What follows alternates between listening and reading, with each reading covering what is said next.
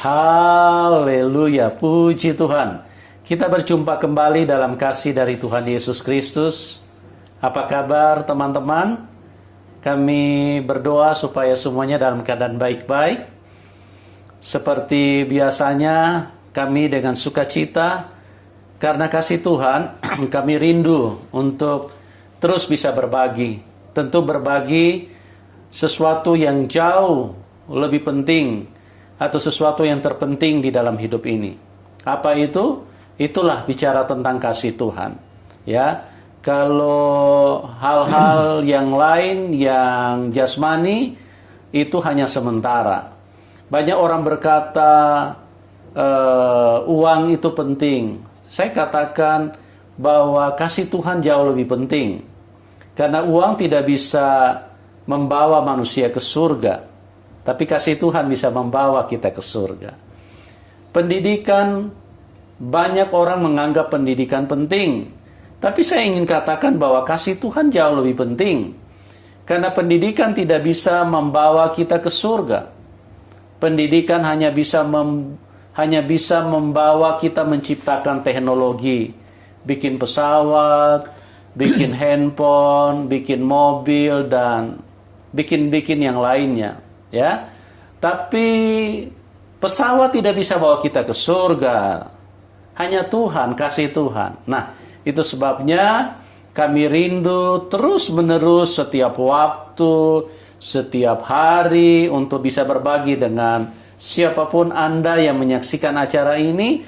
Paling tidak kita dengar tentang ada satu pribadi, yaitu Tuhan sendiri, yang menciptakan manusia dan yang mengasihi kita, supaya kita tahu bahwa Dia adalah alamat yang tepat, yang harus kita datangi, yang harus kita miliki di dalam hidup ini. Nah, pada kesempatan ini, saya bersama dengan seorang narasumber yang luar biasa. Dia akan menceritakan perjalanan imannya. Yang menarik sekali, sebelum narasumber ini percaya kepada Tuhan Yesus, beliau adalah seorang ustadz. Ya, beliau adalah seorang yang begitu fanatik dengan latar belakang imannya. Nah, bagaimana beliau bisa menjadi percaya Tuhan Yesus? Kita ikuti ya perbincangan kita pada kesempatan ini. Ya, saya sapa dulu narasumber kita. Shalom Pak Aman. Shalom, shalom. Ya, gimana kabar Pak? Puji Tuhan. Haleluya, luar biasa ya. Pak Aman begitu sukacita, begitu dahsyat, begitu bersemangat. Ya, sekarang memberitakan Injil dan banyak memenangkan orang. Orang-orang yang tadinya tidak mengenal Tuhan, orang-orang yang tadinya anti kepada Tuhan Yesus, itulah yang menjadi fokus pelayanan daripada Bapak Aman. Ya, kita akan dengarkan bagaimana perjalanan beliau. Nah, Pak Aman, bisa dicerita Bapak berasal dari daerah mana, Pak? Saya tinggal di Sumedang, Pak. Oh, dan berarti dari Sumedang asalnya? Iya, Sumedang Kabupaten, masih Jawa Barat. Oh, berarti masuk suku Sunda? Iya, suku Sunda. Luar biasa ya. Jadi berarti kalau suku Sunda itu sangat terkenal dengan nuansa-nuansa keagamaan ya. Betul. Bapak mungkin bisa ceritakan background Bapak dulu waktu masih di iman yang lama, seperti apa Bapak mempelajari ilmu-ilmu agama pada waktu itu. Silakan Pak. Saya dari kecil diajarkan oleh orang tua beragama Islam. Dan saya tekun bersemayang sholat, ngaji tiap malam, tiap hari. Karena orang tua saya mengajarkan kepada saya harus sholat. Nah, karena ada ayat yang mengatakan as-sholatu imaduddin. Sholat itu tiangnya agama. Sehari lima kali sembahyang 17 rakaat. Jadi sepenuhi semua. Nah, kalau Bapak tidak lakukan, ada konsekuensinya dari orang tua atau bagaimana, Pak? Ya memang itu diajarkannya harus seperti itu. Harus dilakukan. Harus dilakukan. Harus dipenuhi. Harus menjadi seorang takwa, seorang yang taat sama Allah, percaya sama Allah. Nah, kalau Bapak tidak lakukan, apa orang tua marah? Ya orang tua saya itu mengajarnya ketat gitu. Ketat. Jadi ada sanksinya Pak. Ada sanksi. Ada sanksinya. Kalau nggak melakukan keagamaan, ada sanksinya ya. Pokoknya ada teguran-teguran yang ada itu. Disiplinnya ya. Itu. Oke. Maka saya melakukan keagamaan itu lebih disiplin. Nah, kalau dari ilmu agama, kalau Bapak tidak melakukan sholat itu apa sanksinya Pak? Dari keagamaan? Dari keagamaan itu sanksinya karena orang yang beragama itu harus melakukan keagamaan itu ya, seperti sholat, ngaji. Maksudnya tidak dapat pahala atau mungkin masuk neraka atau apa sanksinya kalau Bapak tidak lakukan? Kalau pengajaran saya dulu tidak jelas masuk surga Pak. Bisa masuk surga? Tidak jelas masuk surga karena kita bisa masuk surga itu disesuaikan dengan amal ibadah gitu. Harus banyak amal ibadah itu. Itu harus dilakukan. Harus dilakukan gitu Pak. Jadi tidak ada kata pasti, tidak ada kata pasti gitu ya. Tidak ada kata pasti, tapi harus lakukan. Harus. Ibadah gitu. Harus dilakukan. Harus dilakukan. Semacam selawat Nabi, ngaji, itu ya sembahyang yang 5 waktu, sembahyang sunat, ada duha, ada tengah malam juga tahajud, itu semua saya lakukan. Bapak lakukan dengan setia. Dengan setia Pak. Oke. Nah, pertanyaan saya Pak, Bapak di dalam mempelajari ilmu agama, apa Bapak dididik di mana? Di pondok pesantren atau cuma didikan orang tua saja? Bagaimana? Kalau dari kecil saya dididik dengan orang tua, saya masuk sekolah SMP juga Senawiyah, SMA Aliyah, bahkan saya sampai dipesantrenkan sama orang tua saya. Oh, di pesantren. Ya. Berapa lama Bapak belajar di pesantren? Ya 3-4 tahun lah. 3-4 tahun. Berarti ilmu agamanya cukup kuat ya? Ya kalau di sekuler itu mah S1 lah gitu. S1 sarjana ya? Sarjana gitu ya. Luar biasa ya. Jadi tidak diragukan lagi dalam ilmu agama Bapak ya? Karena jurusannya juga dai Pak, dakwah Islam Indonesia. Oh, jurusan dai. Ya. Oke. Nah, pada waktu itu apa yang Bapak paham dengan istilahnya pembelajaran yang Bapak tekuni, mulai dari sekolah sanawiyah dan terus kemudian ke pesantren, itu pelajaran yang Bapak terima itu seperti apa Pak?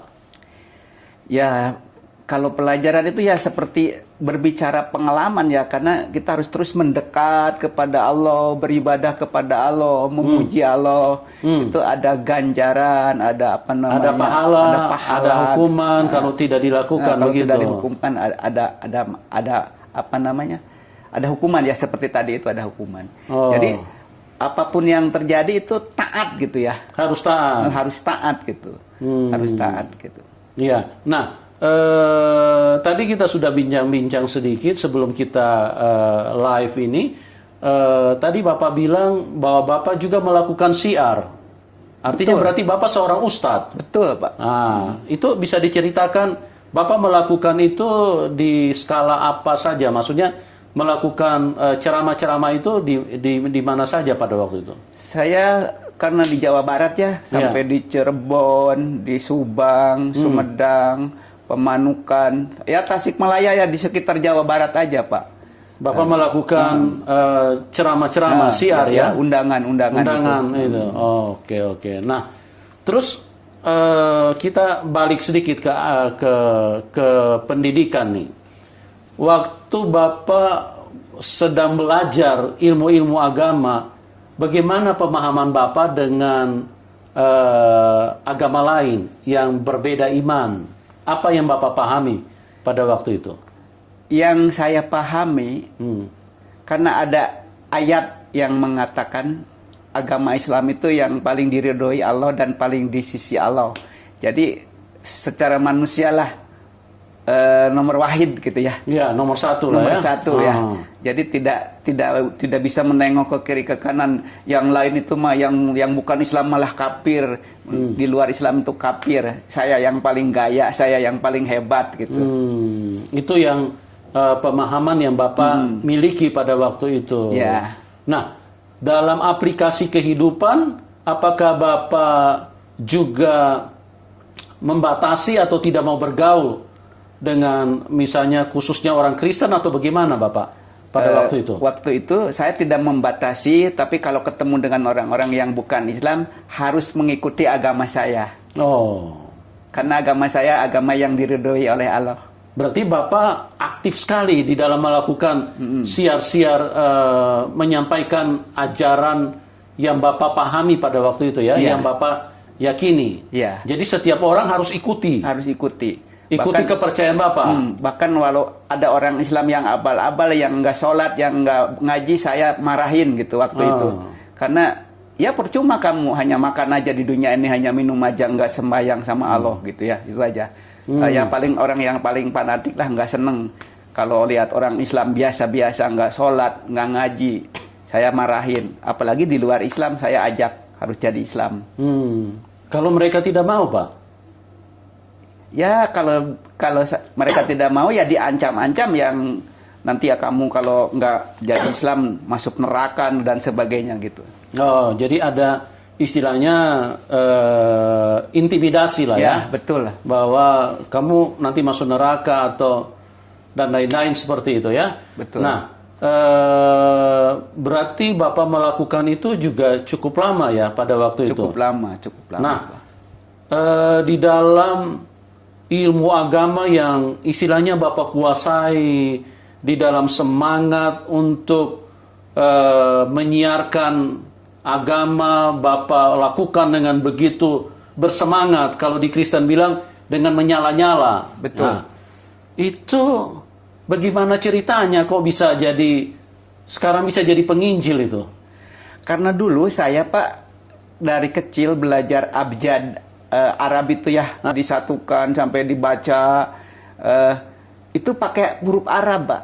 Ya. Nggak pakai bahasa Indonesia gitu. Oke. Terus diajarkan sama guru Nabi semuanya 25 sampai Nabi Muhammad. Diajarkan malaikat 40 malaikat anu diajarkan, semua diajarkan. Nah. Tapi nggak pernah disuruh bicara sejarah bagaimana si Adam, bagaimana si Ibrahim, nggak pernah itu.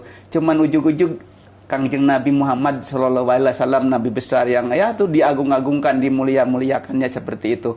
Jadi nggak belajar semua Nabi gitu, cuman hanya tahu aja. Oh, nggak belajar sejarah ceritanya. Ya. Jadi cuma tahu bahwa ada 25 Nabi. Kemudian diakhiri dengan Muhammad. Betul. Seperti itu yang Bapak pahami. Nah, terus apa hubungannya kok bisa akhirnya lari kepada Tuhan Yesus, percaya dan mengikuti Tuhan Yesus? Waktu itu saya kan suka diundang musabakot tiwalatil Quran Pak ke daerah-daerah. Di sebelum Bapak peserta atau cuma diundang? Peserta. Pernah jadi peserta? Peserta. Karena boleh tahu pernah juara nggak Pak? Pernah juara kedua se-Jawa Barat saya. Oh, juara kedua se-Jawa Barat ya? Betul. Luar biasa juga Bapak punya perjalanan iman ini ya. Nah, Bapak diundang itu dalam rangka apa pada waktu itu? Itu kan perlombaan Pak. Perlombaan? Ada kejuaraannya. Oh, kejuaraannya. Iya betul. Ada juara 1, juara 2, juara 3 gitu. Nah. Sekabupaten. Nah, terus mengarah ke akhirnya meninggalkan iman Bapak seperti apa ceritanya nih? Saya sebelum pergi kan harus persiapan. Iya. Karena kalau mengaji kan harus ada ketuknya, ada suaranya itu, panjang pendeknya. Yeah. Seperti kan itu harus logatnya itu harus bagus gitu kan. Harus bagus, harus pas ya. Harus pas gitu. Nah. Karena kalau baca Al-Qur'an beda dengan baca huruf Latin beda gitu. Iya, Pak. iya, iya. Ada lekak-lekuk naik turun. Iya, naik turun kayak intonasinya kayak lagu ya, kayak saat ini ya. Iya, iya. Kayak apa nyanyi gitu ya. Itu yang dinilai dewan juri kan seperti itu. Nah, terus bagaimana kok bisa akhirnya kok meninggalkan keyakinan Bapak? Saya di situ punya Al-Quran, ada terjemahannya, Pak. Ada terjemahannya. Ada terjemahannya. Memang sebelumnya Al-Quran Bapak tidak ada terjemahan? Tidak ada, karena saya tidak boleh sama guru saya pakai terjemahannya. Alasannya? Alasannya itu bahasa Arab nggak boleh diterjemahkan karena untuk orang-orang Arab, Pak, waktu itu. Untuk orang-orang Arab, jadi tidak boleh diterjemahkan. Karena kan tinggalnya di Arab untuk orang-orang Arab. Tapi kan kalau udah ada di Indonesia mungkin harus ada terjemahan, tapi waktu itu masih nggak ada juga gitu. Masih nggak ada. Ya kalau nggak diterjemahkan bagaimana orang Indonesia mengerti, Pak? Iya betul, Pak. Nah, udah gitu. Oke. Terus pada waktu Bapak diundang musabaka itu, nah itu Al-Quran yang Bapak pegang itu ada terjemahannya? Ada Pak. Waktu yang mau dibacakan? Ada itu. Apa yang terjadi pada saat itu? Waktu itu saya mempelajari di rumah, karena yang dikomandangkan kalau di musabakoh di Walatil Quran zaman dulu saya bukan di gedung, Pak, di halaman rumah, pakai tenda-tenda begitu. Jadi ditonton sama orang itu di halaman rumah gedung, pakai tenda gitu. Nggak pernah di gedung atau di wisma atau di hotel, nggak pernah, Pak. Yeah. Jadi kalau misalnya di Sumedang itu bukan di kantor kecamatan, bukan paling di depan kantor desa gitu. Karena yang menonton itu kan rata-rata di luar gitu. Iya. Nah, itu seperti itu. Nah, terus terjemahan apa yang Bapak lihat yang membuat Bapak akhirnya meninggalkan iman Bapak gitu loh? Ya, waktu itu saya melihat yang tadi yang Nabi 25 itu. Nabi Isa itu dikatakan di Al-Quran itu besar di dunia, besar di akhirat. Bahkan saya kan setiap hari membaca surat Al-Fatihah itu, Sirotol Mustaqim, tunjukkanlah aku Sirotol Mustaqim. Sesudah itu saya belajar, ternyata di Al-Quran itu lebih banyak berbicara Isa itu. Dikatakan di surat Al-Jukhruf pasal 43 ayat 61, wa innahu la ilmu sa'ati palatantaruna biha wa tabi'uni hadal Sirotol Mustaqim. Sesungguhnya tidak ada seorang pun yang tahu hari kiamat, hanyalah aku, kata Isa Al-Masih. Inilah jalan yang lurus. Saya dari situ ketemplak sama firman itu, Al-Quran itu. Kok kenapa Isa jalan yang lurus? Kan manusia biasa. Nah, itu dari situ, Pak. Oh, dari situ, Bapak.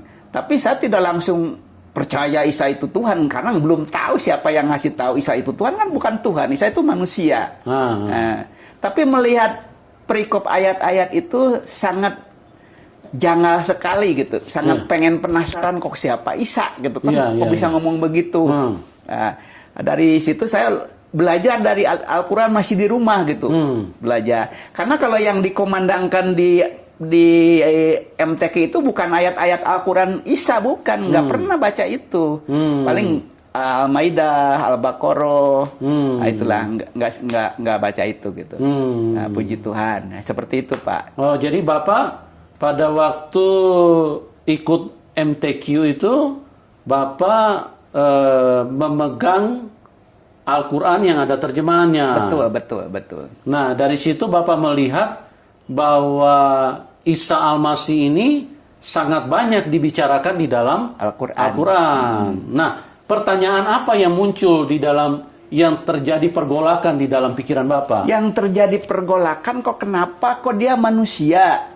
Tapi kok bicara bisa besar di dunia, besar di akhirat. Ayatnya di Al-Imran pasal 3 ayat 45. Idkolati malaikati ya Maryama wajihampit dunia wal akhirat wa minnal muqarrabin. Sesungguhnya Maryam akan mengandung dan melahirkan seorang anak namanya Al-Masih.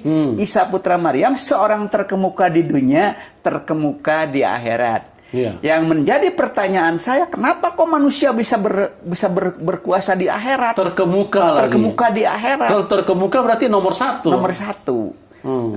kalau terkemuka di dunia mah ya mungkin Bapak Presiden masih terkemuka ya di Indonesia. Di Indonesia. Nomor 1 di Indonesia. Kalau sudah terkemuka ya tidak ada duanya itu. Iya, betul. Pasti dia. Nah, dalam pengertian Bapak berarti kan selama ini Tuhan yang terkemuka kan? Betul. Kalau di akhirat kan?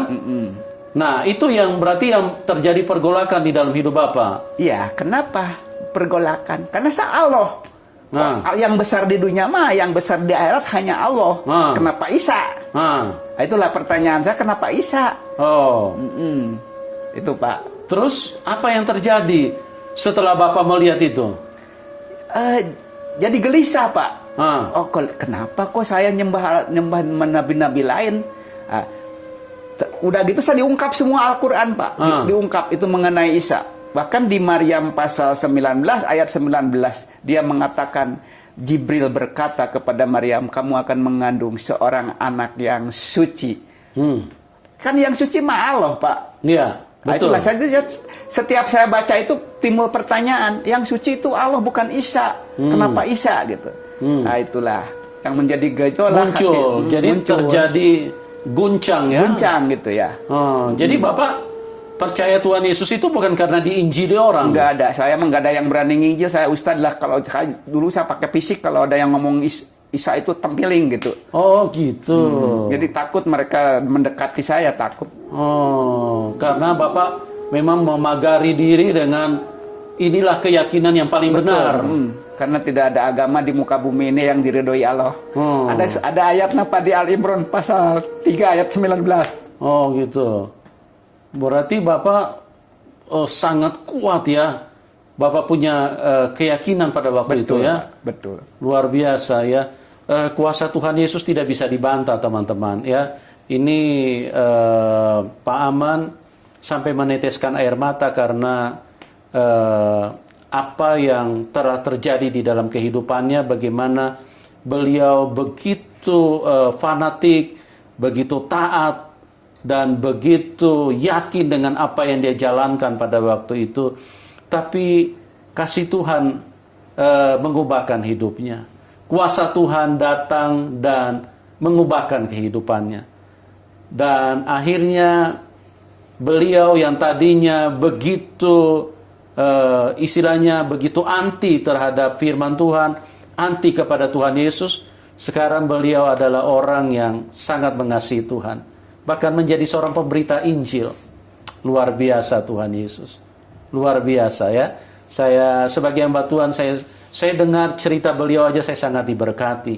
Dan saya percaya siapapun Anda, kalau Anda mau buka hati, buka pikiran, Anda sedang diarahkan untuk keselamatan hidupmu. Karena Kisah Rasul 4 ayat 12, di bawah kolong langit ini tidak ada nama lain yang olehnya manusia bisa diselamatkan kecuali di dalam nama Tuhan Yesus.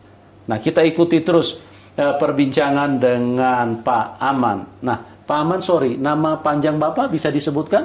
Pak Aman Suherman. Pak Aman Suherman ya? Iya, ya. Kalau Suherman itu memang rata-rata biasanya dari Sunda ya Pak ya? Dari Jawa Barat ya? Betul. Oke. Nah, terus setelah kejadian itu Bapak mulai guncang nih. Kok ini ada manusia tapi kok terkemuka di dunia dan terkemuka di surga? Berarti dia ini adalah yang maha kuasa. Betul. Itu di dalam pemikiran Bapak. Iya. Nah, terus Bapak pernah tanyakan nggak sama istilahnya yang pendahulu-pendahulu Bapak, yang pernah mengajarkan Bapak tentang ilmu-ilmu agama? Ya, justru saya waktu itu penasaran Pak. Jadi datang ke sebuah kota di Jawa Barat, Tasikmalaya. Itu ada guru di situ. Ada guru yang mengajar saya dari pesantren. Saya tanya mengenai ayat itu. Mengenai Isa Al-Masih nih.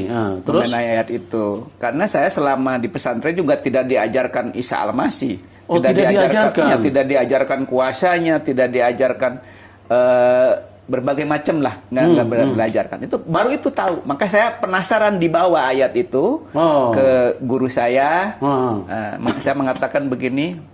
Kalau orang Sunda bilang kan sama guru yang terhormat, Mama, Mama Haji, gitu ya.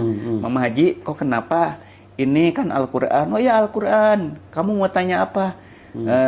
Al-Quran itu kan firman Allah, saya katakan. Ya firman Allah, Al-Quran itu firman Allah. Betul kamu bilang firman Allah. Ya kalau firman Allah itu kan ya dan amin ya, nggak bisa dikurangi, nggak bisa dilebihi, tambahan. Terus mau tanya apa kamu katanya? Ya saya mau tanya Pak, ini surat Al-Imran pasal 3 ayat 45. Kenapa Isa Al-Masih itu dikatakan Al-Masih, bukan Isa dulu, Al-Masih dulu. Al-Masih besar di dunia, besar di akhirat. Nah, itu si guru saya sambil orang Sunda bilang ngahulang meneng gitu. Kenapa kamu nanya itu? Dibaca. Jangan baca ayat. Jadi dia langsung poin, jangan dibaca ayat, jangan baca ayat-ayat mengira. Terus kasihkan lagi ke saya ayat yang lainnya, Maryam 19 ayat 19 dikatakan. Bapak tunjukin ayat yang lain lagi. Ya. Terus ini Isa kok kenapa di sini dibilang suci katanya. Nah, terus dia menjawab sama saya begini, ya kalau anak yang baru lahir semua juga suci, belum dosa katanya. Oh iya gitulah. Jadi saya juga mangut gitu. Oh ya Bu. Enggak mendalam ya. Terus lagi bilang begini, Al-Jukrub bilang begini Pak. Dia tahu hari kiamat, kan yang tahu hari kiamat Allah gitu. Si Mama Haji ini semakin bingung karena dari ayat itu saya langsung banyak gitu yang ditanyain seperti ayat-ayat itu. Bahkan ya karena saya belajar lama sebelum ya selama itu lama itu belajar. Jadi akhirnya saya belok sama belajar sama Isa itu, surat-surat Isa, Maryam, bahkan dikatakan di situ di surat Al-Maidah 46 dikatakan itu Isa itu punya kitab namanya Injil, yang kitab yang bercahaya gitu ya. Wah luar biasa, dia semakin marah sama saya, bahkan ngusir. Kamu pulang aja lah, jangan tanya-tanya, itu capek katanya, nanya-nanya ya itu udah di agama Islam nggak ada yang nanya-nanya kayak gitu kayak kamu jadi gelo, murtad katanya, bisa-bisa jadi orang kafir katanya. Nggak bilang orang Kristen, bilang orang kafir nanti. Padahal itu ayat tertulis di dalam Al-Quran. Al-Quran ya. Nah, udah gitu ya saya juga nggak ambil pusing, masa saya berantem sama orang tua ya. Waktu itu kan saya masih muda. Jadi nggak berani. Dikatakan orang Sunda bilang kok belegug ya sama orang tua, melawan begitu. Ya Mama kalau udah begitu mah nggak apa-apalah. Nggak ada jawaban juga, saya mau pulang aja. Bahkan dari Bandung ke Tasikmalaya kan jauh sekali. Pulang. Udah pulang saya juga ya itulah gelisah Pak. Nah, udah gelisah saya. Waktu itu saya Pak tahun 90-an itu saya kerja cukup, kalau cari uang lah mudah lah. Tahun 90-an ya. Mudah cari uang, nggak kesusahan uang karena saya orangnya mau tekar, kerja bangunan bisa, kerja itu bisa, kerja. Yang penting serabutan jadi duit dah. Tapi kebingungan, bingungan kenapa begini gitu. Udah gitu saya di tahun 92 jadi seorang manor bangunan di satu proyek. Saya ketemu dengan satpamnya orang Kristen Pak, orang Papua. Saya malam-malam ngobrol sama dia, nanya, berbincang-bincang juga, berdebat masalah agama. Dia bilang begini, Pak, kalau Bapak kalau nanti meninggal masuk surga enggak? Wah enggak, saya mudah-mudahan insya Allah masuk surga. Dia bilang sama, kalau saya pasti katanya. Saya makin marah, kenapa kamu pasti? Enak aja gitu. Kenapa kamu bilang pasti? Karena saya mah percaya Tuhan Yesus, kata si satpam itu Pak. Siapa Tuhan Yesus itu? Saya ngobrol tadi dengan Al-Quran itu, Isa Al-Masih. Dia bilang begini, oh itu Isa Al-Masih itu Tuhan Yesus Pak. Ah enggak, saya bilang. Saya mau tanya, kalau Tuhan Yesus Isa Al-Masih saya mau percaya. Tuhan Yesus di mana lahirnya? Oh di kandang domba katanya. Saya bilang, kalau Tuhan saya mah, kalau Isa Al-Masih mah ini lahirnya di bawah pohon korma, kata saya begini. Bahkan itu korma itu berjatuhan waktu si Maryam ngeden. Ah bukan. Oh iya Pak, itu begitu. Karena versinya beda Pak. Wah saya terus semalaman ngobrol sama satpam itu. Saya bilang Isa Al-Masih begini-begini. Pak kalau begitu mah harus terima Tuhan katanya. Saya kan orang Sunda, kalau terima dikasih kan. Apa sih terima? Terima dalam hati katanya. Saya waktu itu dilayani dengan mahasiswa Universitas Parahyangan Pak di Cimulait Bandung ini. Ya menerima Tuhan. Akhirnya menerima, ya percaya sama Tuhan Yesus tahun 94, menerima Tuhan Yesus ya. Ya seperti itulah.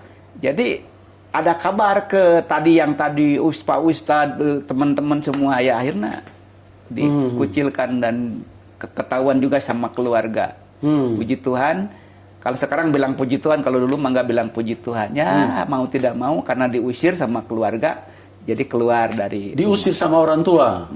Karena percaya Tuhan Yesus. Karena percaya Tuhan Yesus. Saya diusir sama istri,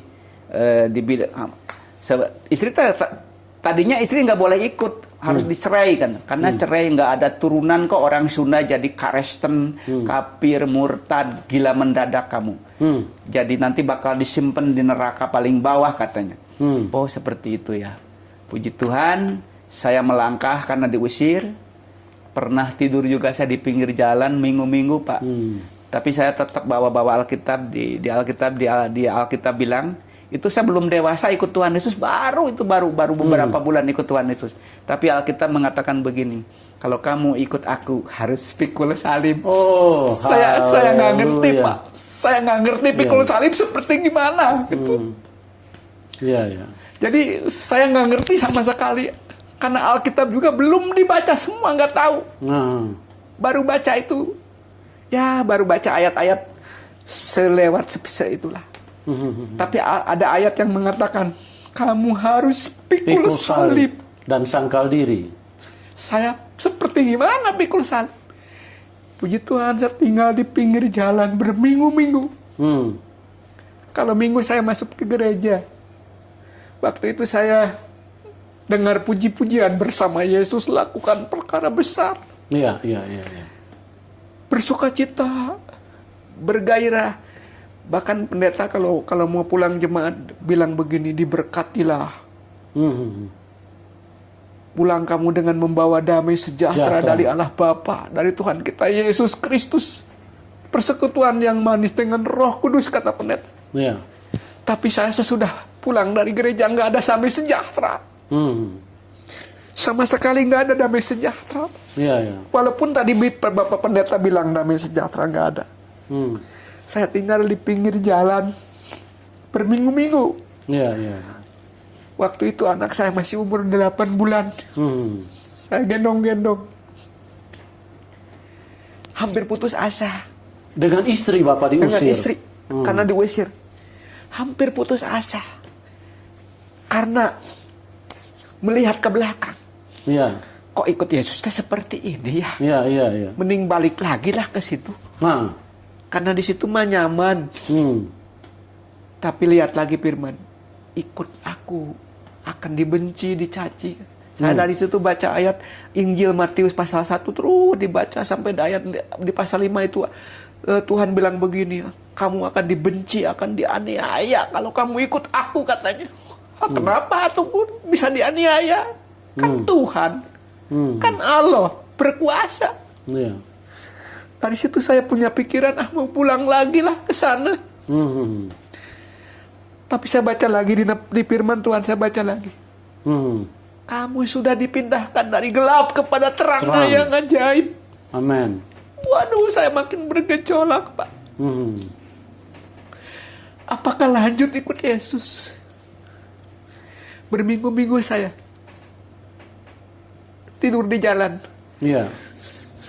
Satu hari saya 1 minggu itu ikut ke gereja. Budalan dari gereja saya nggak pulang, bingung mau kemana. Saya duduk di gereja itu, di bawah itu ada ruangan kecil, ada kursi kayak begini. Saya duduk sama istri sama anak digendong. Sampai kebaktian ketiga dimulai belum pulang. Ada orang yang nanya sama saya, Pak. Majelis gereja, kok kamu nggak pulang?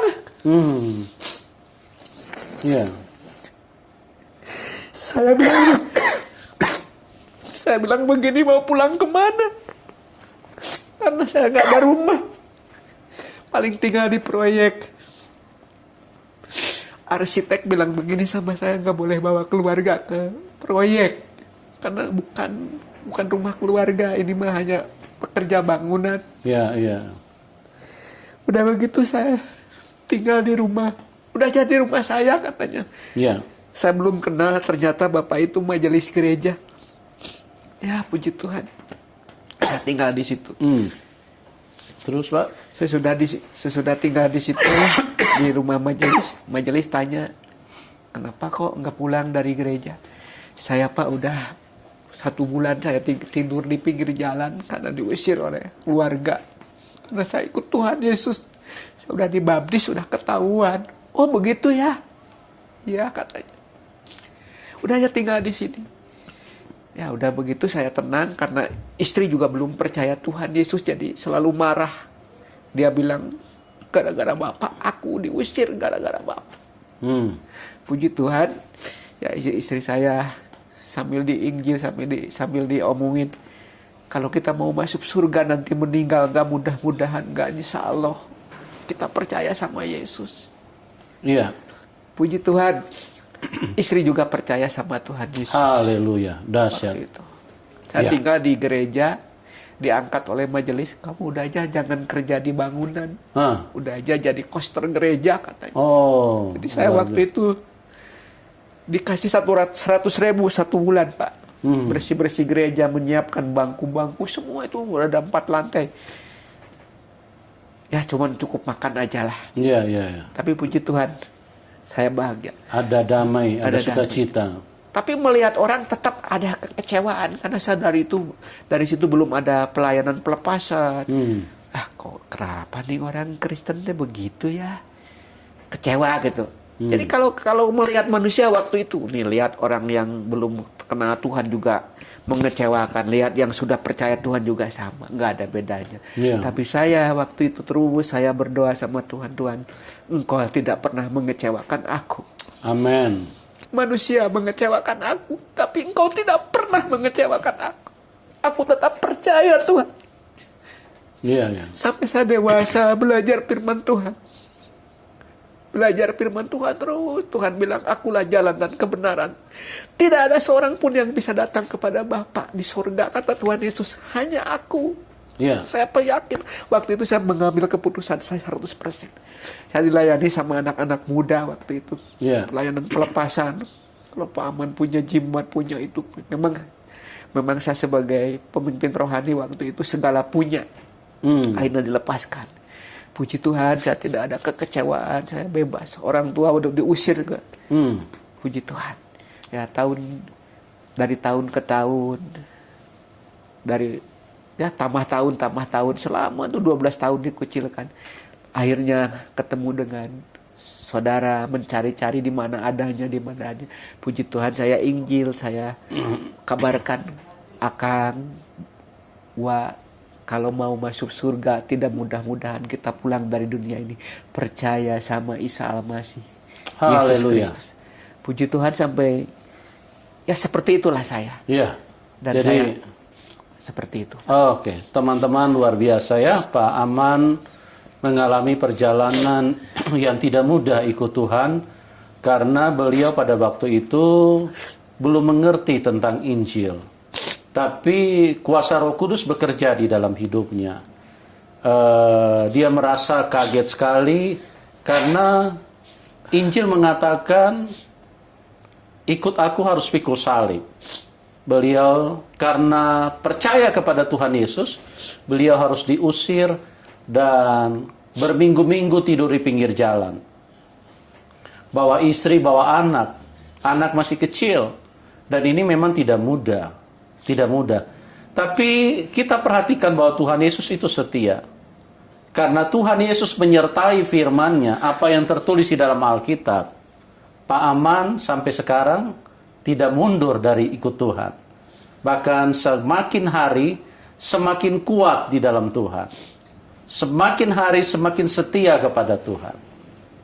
Nah, ini adalah sesuatu berkat yang luar biasa. Bagaimana seseorang yang tadinya berlatar belakang ustadz, terus kemudian meninggalkan keyakinannya, bukan hanya meninggalkan keyakinannya, meninggalkan pekerjaannya, dan sekarang beliau menjadi pemberita Injil. Beliau, Pak Aman, pernah belajar di pesantren selama 3 tahun, sekolah juga sekolah keagamaan dengan didikan-didikan yang luar biasa, tapi kasih Tuhan begitu luar biasa di dalam hidupnya. Yang seharusnya kalau Tuhan Yesus itu hanya sekelas manusia, Pak Aman tidak mungkin dilirik sama Tuhan. Kan dia tidak percaya sama Tuhan Yesus. Dia anti sama Tuhan Yesus. Kalau ada orang bicara tentang Tuhan Yesus di depan dia, bisa ditempeleng sama beliau. Karena beliau fanatik sekali dengan agamanya, dengan keyakinannya. Beliau tidak mau mendengar apapun kecuali keyakinannya, kecuali agamanya. Itulah yang terjadi. Nah, pada waktu itu Bapak dilepaskan itu karena Bapak juga punya pegangan, artinya jimat-jimat atau apa, Pak? Betul, Pak. Oh. Dan pada saat Bapak didoakan, dilepaskan, doa pelepasan dilakukan oleh orang gereja, anak-anak muda. Betul. Apa yang terjadi? Berarti Bapak terlepas dari ikatan-ikatan seperti itu, ya? Ya, ada damai sejahtera. Kalau sebelumnya saya kalau lihat orang yang menyakiti dendam gitu ya, ngumat gitu. Tapi sesudah dilepaskan saya ada kedamaian ada sejahtera. sukacita. Ya, karena juga lihat firman Tuhan mengatakan, kalau kamu mengampuni orang lain, maka aku mengampuni. Seperti itu, Pak. Ya, luar biasa ya.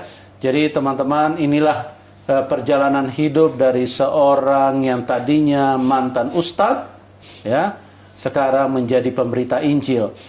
Teman-teman yang diberkati boleh dukung Pak Aman supaya beliau di perjalanan imannya memberitakan Injil. Bahkan beliau istilahnya sudah tidak muda lagi. Dan jika Anda diberkati boleh dukung beliau supaya beliau bisa memberitakan Injil sesuai dengan panggilan hidupnya dari orang yang berbeda iman sekarang menjadi orang yang percaya kepada Tuhan Yesus, ya. Dan doa saya juga buat teman-teman supaya kasih karunia Tuhan menyentuh kehidupanmu, siapapun Anda, karena kita perlu kasih Tuhan, ya. Terima kasih buat semuanya, terima kasih buat Pak Aman atas kesaksiannya. Tuhan memberkati Bapak. Tetap setia ya, Pak. Amin. Sampai Tuhan bawa kita pulang ke surga, ya. Amin. Oke, terima kasih buat semuanya. Tuhan Yesus memberkati dan kita berjumpa di program selanjutnya. Dan salam kemenangan buat kita semua. Amin.